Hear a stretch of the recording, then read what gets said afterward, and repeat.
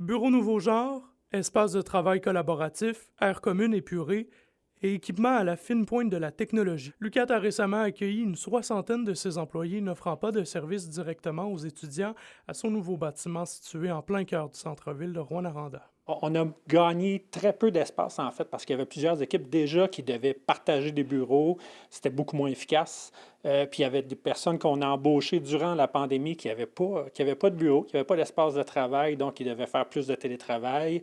Donc, ce que ça nous permet, c'est vraiment d'accueillir tous les employés qu'on a embauchés durant la période pandémique, qui nous a permis de mieux les localiser. Donc, quelques espaces qui vont être aménagés, mais ça permet de baisser la pression un peu sur les gens qui demeurent au campus principal à Rouyn-Noranda. Et comme le déficit d'espace est important à l'UQAT, l'institution planche sur différents projets pour obtenir de nouveaux locaux.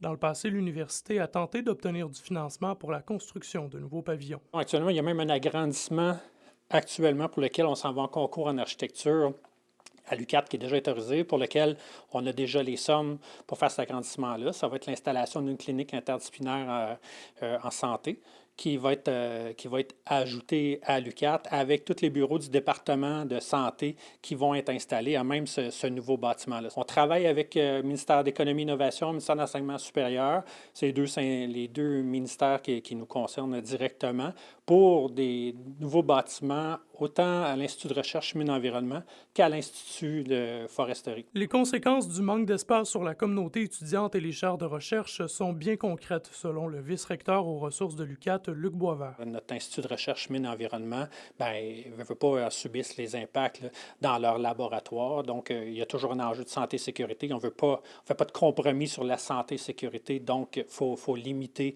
certains projets. Avec le nombre d'étudiants ainsi que ceux qui gravitent autour des chaires de recherche en pleine croissance à l'UQAT, le manque d'espace est loin de se résorber si l'institution n'arrive pas à trouver de nouveaux bâtiments. André Audet, RNC Nouvelles, Rouyn-Noranda.